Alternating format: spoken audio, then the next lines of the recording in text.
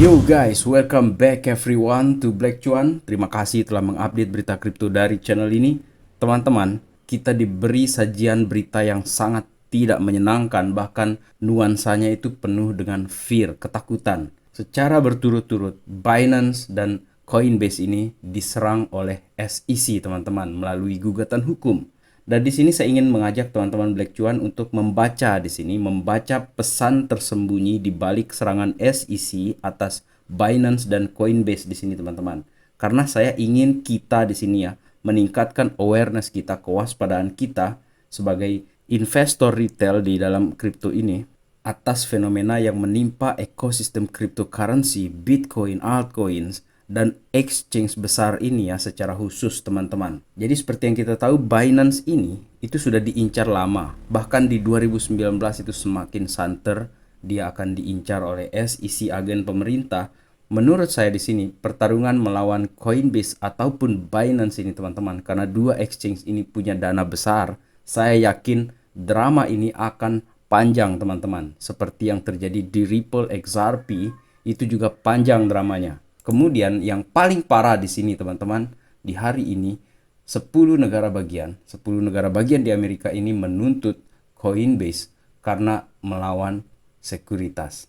Hukum sekuritas, teman-teman. Maaf, ini semuanya menginginkan Coinbase ini untuk menghentikan aktivitas mereka menjual unregistered securities. Tetapi saya, teman-teman, tidak di sini untuk bicara detail tentang teknis, gugatan, hukum, ataupun berbicara tentang respon Binance, CZ, ataupun Coinbase ya terhadap kejadian ini, teman-teman.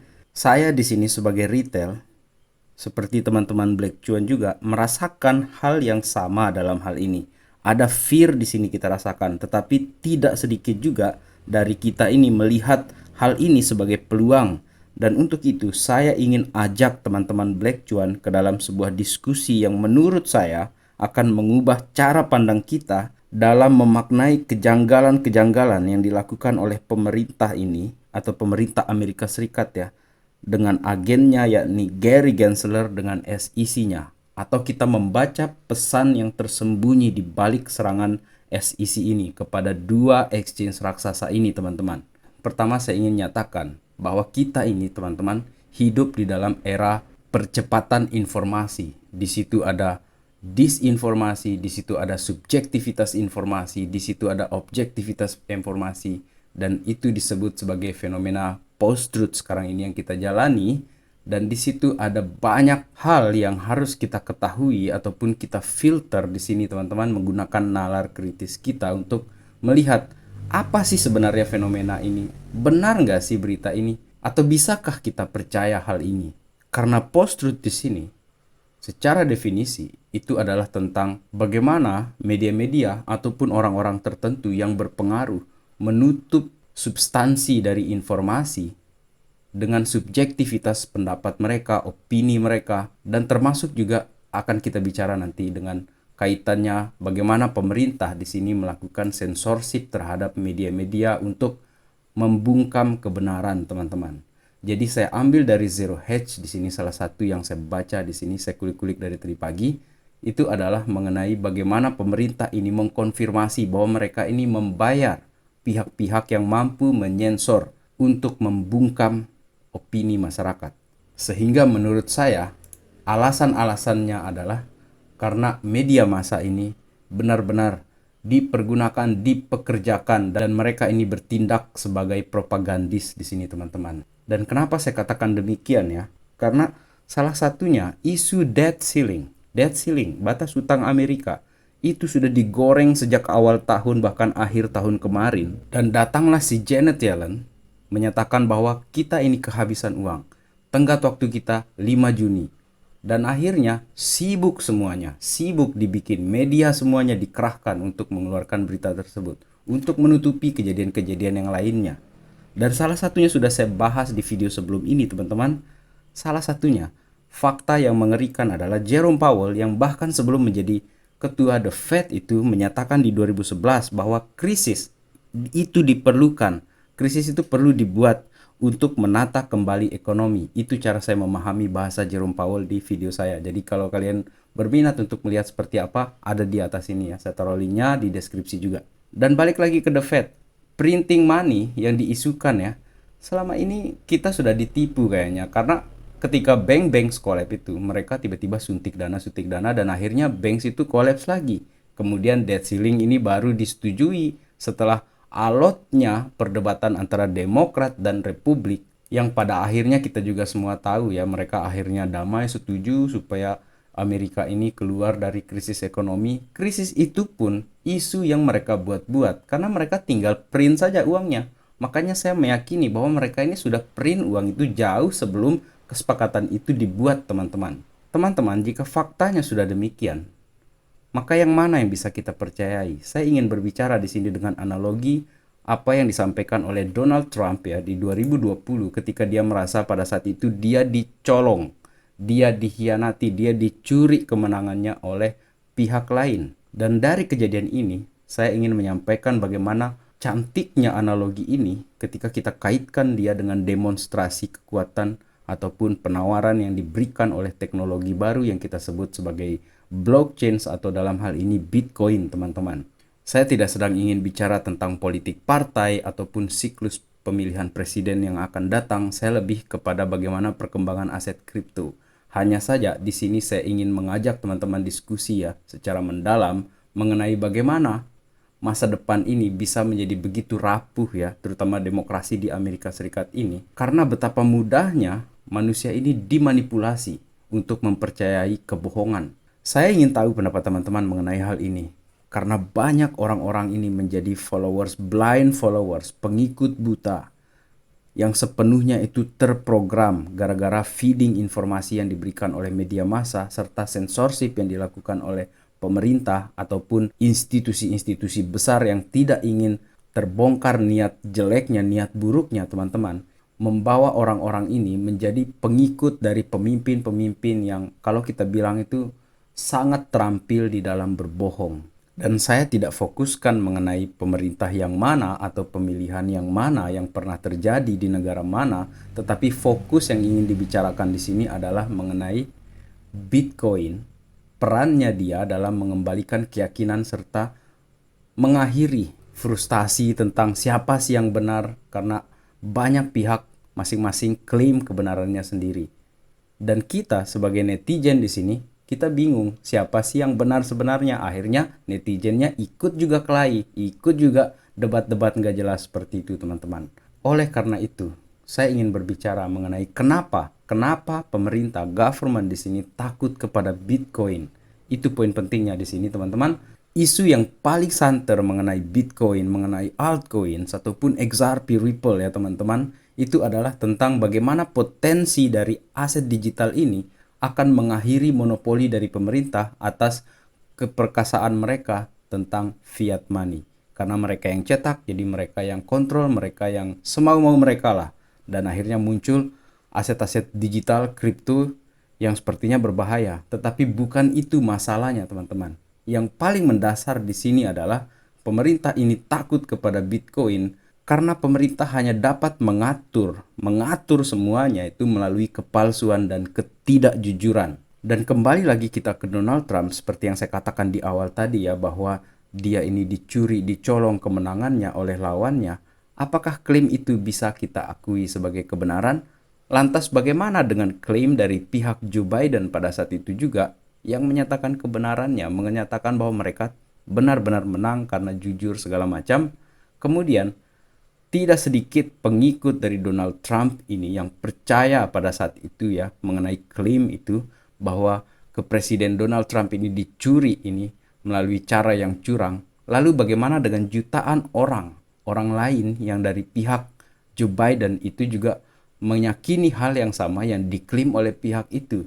Dan bagaimana kita memverifikasinya sebagai orang di sini, sebagai pemilih di sini, atau sebagai orang yang berdiri dalam posisi netral lah, saya bilang seperti itu.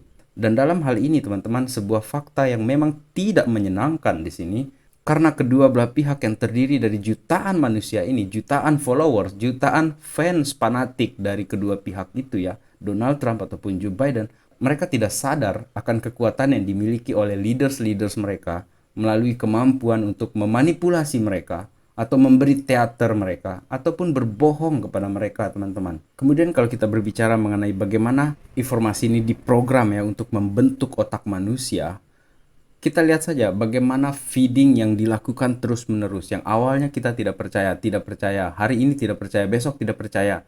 Lusanya, seminggu kemudian, itu saja seterusnya. Itu akan membentuk perilaku manusia yang akhirnya, oh ini loh yang benar ternyata. Karena tiap hari diberikan feeding yang sama dan itu dilakukan oleh propaganda dari media massa tadi yang kita bicarakan sebelumnya.